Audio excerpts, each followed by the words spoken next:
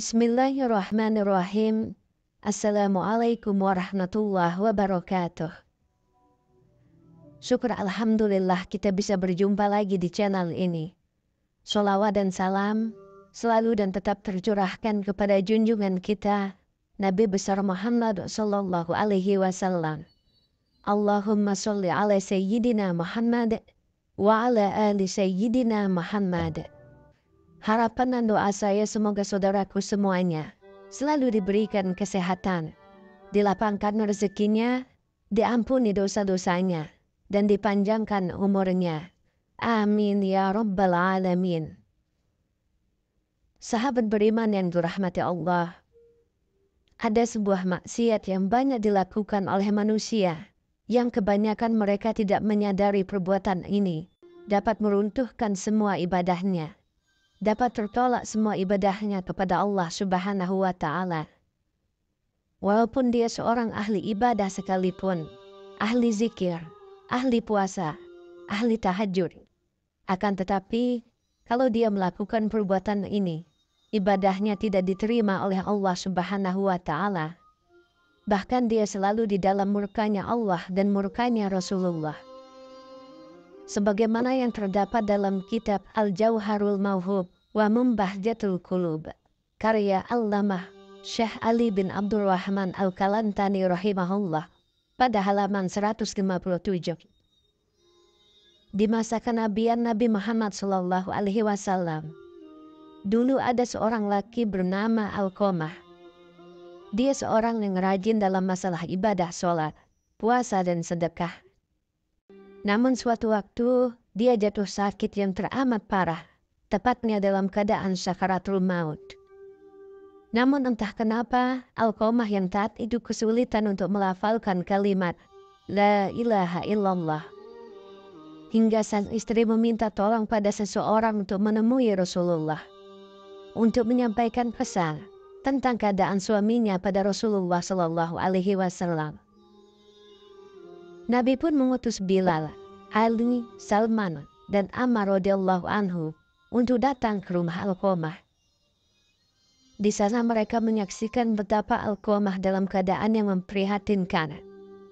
Mereka bertanya-tanya, bagaimana mungkin seorang yang taat pada Allah dan Rasulnya itu kesulitan dalam melafalkan kalimat La ilaha illallah. Lidah Alqamah seperti terkunci ketika akan melafalkan kalimat itu. Merasa khawatir, mereka kini mengutus Bilal untuk menyampaikan apa yang mereka saksikan kepada Rasulullah. Rasulullah pun bertanya, apakah Alqamah masih memiliki ayah dan ibu? Ayahnya sudah meninggal, tapi dia masih memiliki seorang ibu yang sudah renta. Jawab Bilal apa adanya. Baiklah, temuilah ibu Alqamah. Aku titip salam untuknya. Jika dia masih mampu berjalan, dia bisa menghadapku. Jika tidak bisa, maka aku yang akan ke sana. Rasulullah menitahkan itu pada Bilal. Sebagaimana yang dikatakan Rasulullah, Bilal menyampaikan itu pada ibu Alqamah tanpa menambah dan mengurangi. Lebih baik aku yang menemui Rasulullah, ucap ibu Alqamah. Meski sedikit tertatih-tatih dengan tongkat sebagai penyangga, ibu Alqamah menemui Rasulullah. Dia mengulurkan salam dan langsung disambut Rasulullah. Jadi, bisakah ibu menceritakan bagaimana keadaan Alqamah yang sebenarnya? Kenapa dia nampak kesulitan melafalkan kalimat La ilaha illallah? Padahal setahu saya, dia seorang hamba yang rajin lagi taat. Rasulullah meminta penjelasan. Karena aku murka padanya ya Rasulullah. Ibu Alqamah menjawab, adakah alasan kenapa engkau sampai murka? Karena Alqamah sudah menyakitiku. Dia lebih mengutamakan istri daripada ibunya. Dia berani menentangku demi menuruti keinginan istrinya. Rasulullah pun mengangguk-anggukkan kepala tanda mengerti bahwa yang mengunci lidah Alqamah hingga tidak bisa melafalkan kalimat La ilaha illallah adalah karena murka dari ibunya sendiri. Kemudian Rasulullah memanggil Bilal, menyuruh Bilal untuk mengumpulkan kayu sebanyak-banyaknya untuk membakar tubuh Alqamah.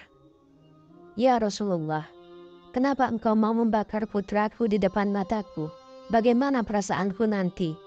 Tanya ibu Alqamah sedih. Ya, bagaimanapun seorang ibu mana bisa melihat putranya dibakar di depan matanya sendiri.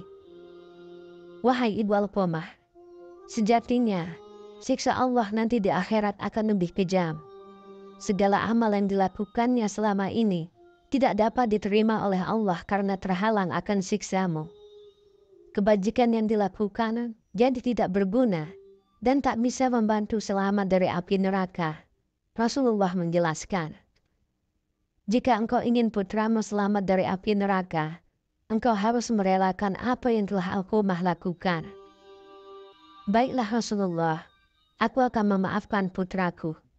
Aku sungguh tak sanggup mengetahui jika anakku akan masuk neraka karena diriku. Ibu Alqamah berucap sungguh-sungguh. Rasulullah lalu memerintahkan Bilal untuk mengecek keadaan Alqamah, memastikan apakah Alqamah sudah bisa melafalkan kalimat La ilaha illallah atau belum. Karena jika sang ibu mengatakan semua itu hanya karena malu, bukan dari hati, maka apapun bisa terjadi. Namun ternyata ibu Alqamah sungguh tulus telah memaafkan putranya. Karena ketika Bilal sampai di pintu rumah Alqamah, dia mendengar Alqamah mengucapkan kalimat La ilaha illallah. Bilal lalu masuk dan memberitahu apa yang sebenarnya telah terjadi pada keadaan Alqamah itu. Tentang lidah Alqamah yang terkunci tidak bisa mengucapkan kalimat syahadat karena mendapat murka dari ibunya. Bahwa segala amal yang dilakukan Alqamah tak dapat menolong karena murkanya seorang ibu kepada anaknya. Dan hari itu setelah ibunya memaafkan Alqamah, dia pun kembali ke rahmatullah. Dia lalu dimandikan, dikafan, dan disolatkan oleh Rasulullah SAW. Setelah dikuburkan, Nabi Muhammad SAW berkata, Wahai sahabat Muhajirin dan Ansor, barang siapa yang mengutamakan istrinya daripada ibunya, maka ia mendapat laknat dari Allah, para malaikat, dan sekalian manusia. Allah tidak akan menerima amalnya sedikit pun, kecuali kalau dia mau bertaubat dan berbuat baik pada ibunya, serta meminta ridhonya. Karena ridho Allah tergantung pada ridhonya, dan kemarahan Allah tergantung pada kemarahannya. Sahabat beriman yang dirahmati Allah, inilah dosa yang sangat besar yang dapat tertolak semua ibadah-ibadah yang lain, yaitu tidak mendapatkan keridhaan dari kedua orang tua, durhaka kepada ibu dan durhaka kepada ayah. Pada akhirnya, kita hanya bisa memohon kepada Allah Subhanahu wa Ta'ala. Semoga Allah menyelamatkan kita semua, menyelamatkan orang-orang yang kita cintai dari termasuk ke dalam orang yang durhaka kepada orang tua. Amin ya Rabbal Alamin. Wallahu alam bisawab. Demikian yang bisa saya bagikan. Semoga bermanfaat untuk kita semua. Assalamualaikum warahmatullahi wabarakatuh.